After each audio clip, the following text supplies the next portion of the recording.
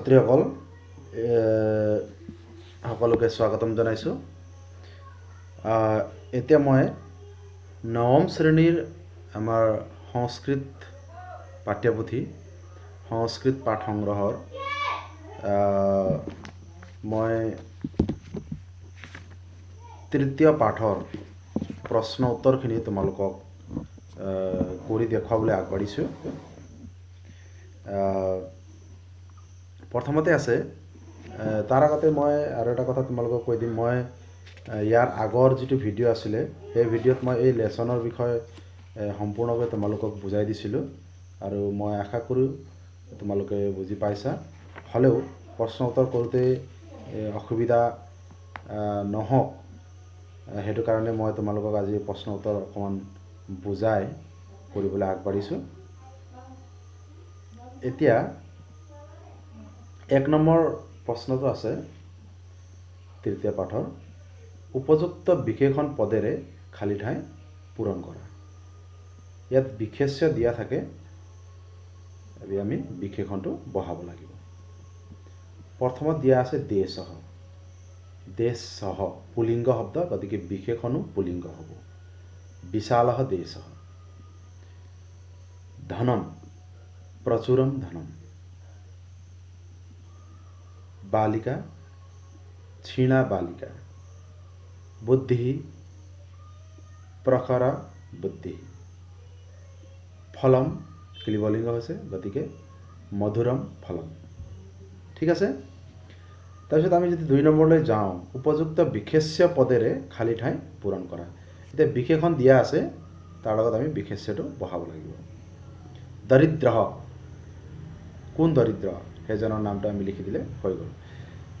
ভিক্ষুক, দৰিদ্ৰ ভিক্ষুক, ভিক্ষুকজন দৰিদ্ৰ। নূতনম, নতুন কি, ক্লিবলিংগৰে এটা শব্দ আমি বহাই দিব লাগিব। নূতনম যেতিয়া ক্লিবলিংগ হৈছে, আমি বিশেষ্যটো ক্লিবলিংগৰে এটা বহাই দিলে হৈ গ'ল। কিবা এটা বহাই দিম আমি, গৃহম বা নূতনম পুস্তকম। মধুৰে, মধুৰম শব্দটো 2 বচন হৈছে, গতিকে আমি ফলম যদি লওঁ, ফলমৰ ফলে, মধুৰে ফলে। সুন্দৰম পুস্তকম। ক্ষীণা, ক্ষীণ, স্ত্ৰীলিংগ শব্দ ইয়াত বুজাইছে, গতিকে স্ত্ৰীলিংগৰ আমি কাৰোবাৰ এটা নাম দিলেও হ'ব। ক্ষীণা বালিকা বা ক্ষীণা ছাত্ৰা, এইধৰণে আমি দিব পাৰিম। এতিয়া আমি আহিছোঁ 3 নম্বৰলৈ, উপযুক্ত ক্ৰিয়া পদেৰে খালী ঠাই পূৰণ কৰা। ক্ৰিয়াপদ বহাব লাগিব ইয়াত। যেতিয়ালৈকে আমি বিশেষ্য আৰু বিশেষণ বহাইছোঁ, এতিয়া ক্ৰিয়াপদ বহাব লাগিব। ৰামস্য পুস্তকম খালী ঠাই।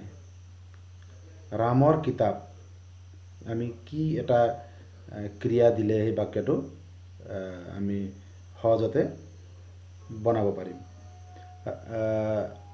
ৰামস্য পুস্তকম অস্তি, অস ধাতুৰ আমি দিলোঁ। ৰামঃ দৰিদ্ৰায় ধনম, ৰামে দৰিদ্ৰক ধন দিছে, দদাতি। বালকः মুखेन खादति। छात्रः चेष्टया विद्यां लभते। वयम अन्नम, वयम उत्तम पुरुषर बहुवचन, गतिके लास्टत मह হ'ব লাগিব। वयम अन्नम खादामः। बालकः चंद्रम पश्यति, এজনে চাইছে, তি হ'ল লাষ্টত, তিতা অন্তি। এইটো হৈ গ'ল। তাৰপিছত 4 নম্বৰত আছে, উপযুক্ত সৰ্বনামেৰে খালী ঠাই পূৰণ কৰা। সৰ্বনাম বহাব লাগিব। সৰ্বনামৰ বিষয়ে মই তোমালোকক কৈছোঁ। তাত সহ, তৌতে, সা, তে, তাহা আৰু তত্তে, তানি, এইবিলাক সৰ্বনাম আছিলে আমাৰ কিতাপত থকা। গতিকে মম পুস্তকম, আগত খালী ঠাই আছে। মোৰ কিতাপ, এইখন মোৰ কিতাপ বা সেইখন মোৰ কিতাপ, এনেকৈ আমি ক'ব লাগিব। গতিকে সেইখন মোৰ কিতাপ যদি আমি কওঁ, তৎ মম পুস্তকম। মাম পশ্যসি, সি হৈছে যেতিয়া ইয়াত মধ্যম পুৰুষৰ একবচন আহিব। তম মাম পশ্যসি, তমৰ বাহিৰে ইয়াত আৰু কোনো শব্দই আহিব নোৱাৰে। বিদ্যালয়ম গচ্ছন্তি, বহুতজন গৈছে। গচ্ছন্তি হৈছে যেতিয়া, আমি যিকোনো এটা দিব পাৰিম সৰ্বনাম তাহ বিদ্যালয়ম গচ্ছন্তি। সৰ্বনাম যদি দিওঁ আমি এনেকৈ বহাব লাগিব। গীতম গায়তি, সা গীতম গায়তি, তাই গীত গাইছে।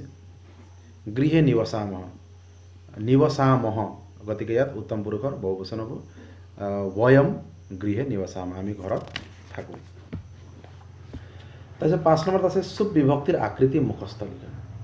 চুপ বিভক্তিৰ আকৃতি মুখস্থ লিখা। গতিকে চুপ বিভক্তিৰ আকৃতি ইয়াত দিয়া হৈছে, তোমালোকে চাবা। সু ঔ জস অম ঔট সস টা ভ্যাম ভিস ঙে ভ্যাম ভ্যস ঙসি ভ্যাম ভ্যস ঙস ওস আম ঙি ওস চুপ। গতিকে চু পৰা আৰম্ভ কৰি পদ যেতিয়া শেষ হৈছে সেইকাৰণে এইটো চুপ বুলি কোৱা হয়। ইয়াৰ পৰা আমি শব্দৰূপ বনাব পাৰিম। এই প্ৰত্যয়বিলাক যিকোনো শব্দৰ পিছত যোগ দিলে এইটো শব্দৰূপ লৈ সলনি হৈ যায়। তাৰপিছত আছে আমাৰ তিং বিভক্তিৰ আকৃতি মুখস্থ লিখা। তিং বিভক্তিৰ আকৃতি মানে কি, ধাতুৰ পিছত যিটো প্ৰত্যয় লাগি ধাতুৰ এটা পূৰ্ণাংগ ৰূপ দিয়া হয় সেইবিলাকে হৈছে তিং প্ৰত্যয়। গতিকে আৰু ধাতু দুই প্ৰকাৰৰ থাকে, আমি সকলোৱে জানো। 3 প্ৰকাৰৰ থাকে, পৰস্মৈপদী, আত্মনেপদী আৰু উভয়পদী। গতিকে পৰস্মৈপদীত আৰু লগতে তিং বিভক্তি যদি আমি ক'বলৈ যাওঁ তেতিয়া আমাৰ লকাৰৰ আৱশ্যক হ'ব। লকাৰ হৈছে আমাৰ 10টা, কিন্তু আমাক 10টাই লকাৰ আমি এতিয়া আৱশ্যক নাই। আমি সদ্যহতে 6-7টা মান আমি লকাৰৰ বিষয়ে তোমালোকক ইয়াত লিখাই দিছোঁ। পৰৱৰ্তী সময়ত আমি আকৌ বাকী লকাৰৰ বিষয়েও আমি জানিবলৈ চেষ্টা কৰিম। তিং প্ৰত্যয় প্ৰকৰণত এতিয়া পৰস্মৈপদী ধাতুৰ লট লকাৰৰ প্ৰত্যয়বিলাক কি কি? তিত অন্তি, সিথ থ, মি ওহ মহ। লোট লকাৰত আছে তু তাম অন্তু, হিতম ত, আনি আৱ আম। লঙত আছে ত তাম অন, স তম ত, অম ৱ ম। বিধিলিং লকাৰত আছে ইয়াত ইয়াতাম ইউস, ইয়াস ইয়াতাম ইয়াত, ইয়াত ইয়াম ইয়াৱ ইয়াম। লিৰিট লকাৰত আছে স্যতি স্যতঃ সন্তি, স্যসি স্যথঃ স্যথ, স্যামি স্যাৱঃ স্যামঃ। আশ্ৰিলিং লকাৰত আছে ইয়াত ইয়াস্তাম ইয়াসুস, ইয়াস ইয়াস্তাম ইয়াস্ত, ইয়াসম ইয়াস্ব ইয়াস্ম। লিট লকাৰত আছে অ অতুস উস, থ অথুস অ, অ ৱ ম। এইবিলাক হৈছে 3টা পুৰুষৰ 3টা বচনত মই কৈ আছোঁ তোমালোকক। তাৰপিছত আমাৰ আত্মনেপদীটো সেইধৰণে প্ৰত্যয় যোগ হয়। ইয়াত হ'ব তে আতে অন্তে, সে আথে ধুৱে, এ ৱহে মহে। এইটো লট লকাৰত হ'ব। লোট লকাৰত তা আতাম অন্তাম, স্ব আথাম ধ্বম, এ আৱহে আমহে। লং লকাৰত হ'ব ত তাম অন্ত, থাস আথাম ধ্বম, ই ৱহি মহি। বিধিলিং লকাৰত হ'ব ইত ইয়াতাম ইৰণ, ইথাস ইয়াথাম ইধ্বম, ইয় ই ৱহি ই মহি। এইটো হৈছে বিধিলিং লকাৰত। লিৰিট লকাৰত স্যতে স্যেতে স্যন্তে, স্যসে স্যেথে স্যধ্বে, স্যে স্যাৱহে স্যামহে। আশ্ৰিলিং লকাৰত আছে শিষ্ট চিয়াস্তাম চিৰণ, শিষ্টাম চিয়াস্থাম সিদ্ধম, চিয় শিৱহি শিমহি। আৰু লিট লকাৰত আছে এ আতে ইৰে, সে আথে ধুৱে, এ ৱহে মহে। এইবিলাক হৈছে আত্মনেপদীৰ আমাৰ তিং প্ৰত্যয়ৰ আত্মনেপদী ধাতুত ব্যৱহাৰ হ'বলগীয়া প্ৰত্যয়বিলাক। তাৰপিছত আমাৰ আছে 7 নম্বৰ প্ৰশ্ন। 7 নম্বৰ প্ৰশ্নত আছে কি, ক শাখাৰ লগত খ শাখাটো মিলাব লাগিব বা এৰ লগত বিটো মিলাব লাগিব। ইয়াত দিয়া আছে প্ৰথম এই স্তম্ভত দিয়া আছে অহম। অহমটো ইয়াত মি যিটো লট লকাৰৰ যিটো হেৰি দিয়া নাই, গতিকে আমি ৱৰ্তে লিখিব লাগিব।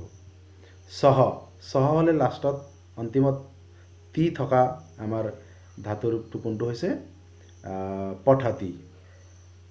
বা নৃত্যতি যিকোনো দুটা এটা দিব পাৰি वयम মহ হ'ব লাগিব পশ্যামহ আছে তাহা বহুবচন হৈছে ইয়াত গতিকে অন্তি থকা আমি বিচাৰিব লাগিব তাহা হাসন্তি তম হলে অন্তিমত সি হ'ব লাগিব কথয়সি তম কথয়সি সা নৃত্যতি বা পঠতিও দিব যদি আগতে নৃত্য দিছে এতিয়া পঠাছি 8 নম্বৰত আছে আমাৰ তলৰ বাক্যবোৰ সংস্কৃতলৈ অনুবাদ কৰা তোমাৰ নাম কি তৱ নাম কিম তুমি কোন শ্ৰেণীত পঢ়া তম কস্যাম শ্ৰেণীয়াম পঠসি প্ৰশ্নবোধক চিহ্ন লাগিব তুমি ক'ত বাস কৰা তম কুত্ৰ নিৱসসি भारतवर्ष आमार मातृभूमि भारतवर्षः अस्माकं मातृभूमिः তাৰপিছত আছে এই ল'ৰাবিলাক বুদ্ধিয়ক এতে বালকাः বুদ্ধিয়ক গতিকে এই লেসনৰ যিমান প্ৰশ্ন উত্তৰ আছিলে মই এতিয়া তোমালোকক কৈ দিলোঁ আৰু তোমালোকে লিখিবা আৰু বুজিবলৈ চেষ্টা কৰিবা বুলি মই আশা ৰাখিলোঁ ধন্যবাদ এই ভিডিঅ'টো এইখিনিতে সামৰণি মাৰিছোঁ